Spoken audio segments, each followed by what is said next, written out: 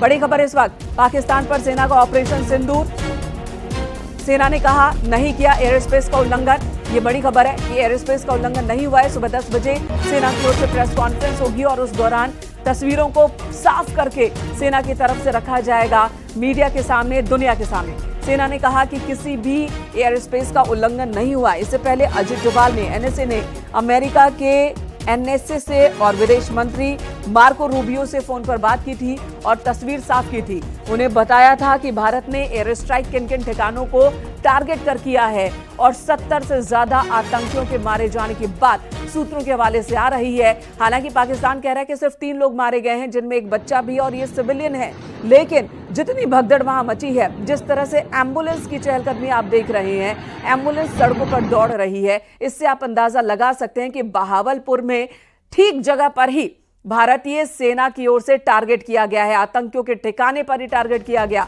भारत के हवाई हमले में 70 आतंकियों के मारे जाने की खबर है और पीएम मोदी खुद ही इस पूरे ऑपरेशन की मॉनिटरिंग कर रहे हैं। भारतीय आर्मी ने लिखा, न्याय हुआ, जय हिंद।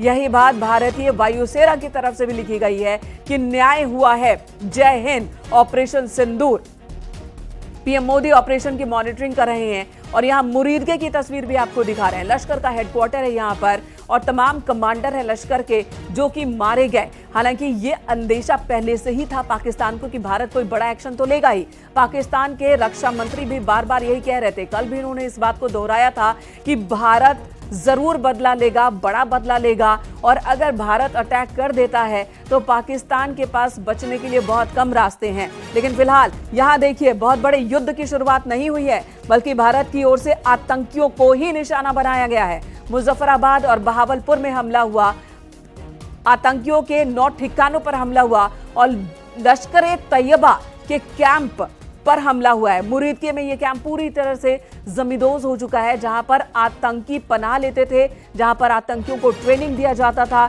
यह हेडक्वार्टर है, यहीं पर डिसाइड होता था कि भारत में कहां-कहां किस तरह से दुनिया में आतंक को बढ़ावा देना है, आतंक फैलाना है, मासूमों की जान लेनी है। अब इस हेडक्वार्टर की स्थिति आप इन तस्वीरों में देख सकते हैं।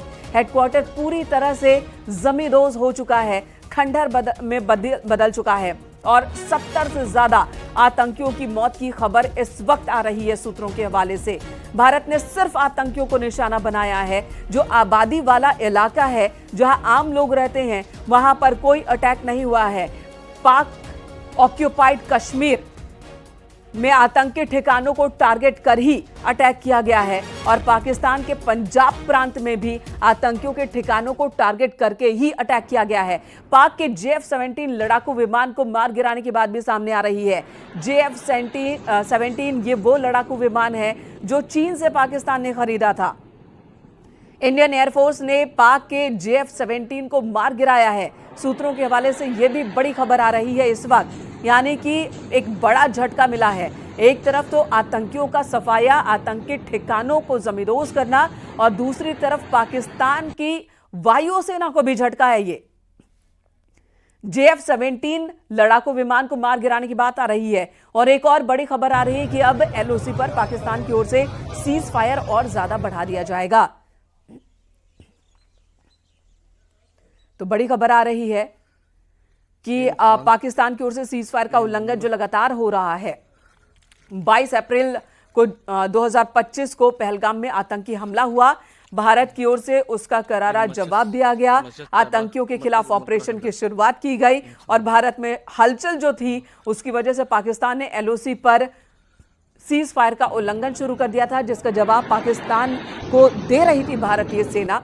और इसी बीच खबर आ रही है कि अब जो बौखलाया पाकिस्तान, जिसके पास रास्ते बहुत कम हैं, वो सीज फायर के उल्लंघन को और बढ़ा देगा और कई बड़े तोपों को भी अब LOC पर तैनात करने में जुटा है पाकिस्तान।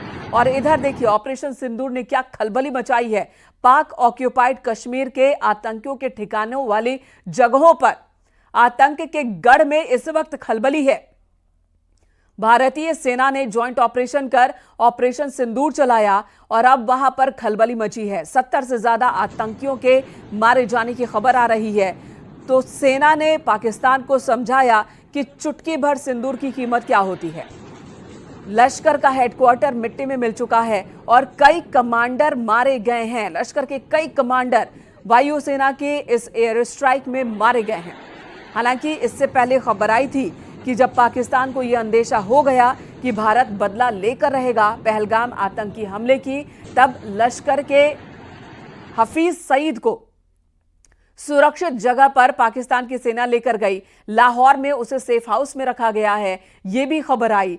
पाकिस्तान के अंदर पाकिस्तान की सेना और पाकिस्तान की सरकार किस तरह से आतंकियों को पनाह दे रही है, भारत ये दुनिया के सामने उजागर करता रहा है और भारत की निगाह हर हलचल पर है। और भारत सरकार ने ये भरोसा दिलाया था कि हम एक्शन लेंगे, कार्रवाई करेंगे। सेना के तीनों विंग को पूरी छूट दी गई थी प्रधानमंत्री की। लेकिन ये जो अटैक हुआ, ये अटैक इसलिए मायने रखता है पंजाब के इलाके में मुरीदके के अंदर और बहावलपुर के अंदर। उससे पूरी दुनिया के अंदर ये संदेश गया कि ये केवल कश्मीर से नहीं हो रहा था, ये पाकिस्तान की आर्मी, क्योंकि पंजाब के जिस इलाके के अंदर ये टेरर कैंप चल रहे हैं वहां आप देखिए कि आर्मी के बड़े हेडक्वार्टर हैं। वहां से चाहे बहावलपुर की बात करें या मुरीदका लाहौर के पास की बात करें, तो वहां से एक तरह से पूरा संदेश यहां से गया कि किस तरीके से पाकिस्तान की आर्मी इन आतंकियों को मदद कर रही थी, ट्रेन कर रही थी। इनके हेडक्वार्टर पंजाब में चल रहे थे और वहां से फिर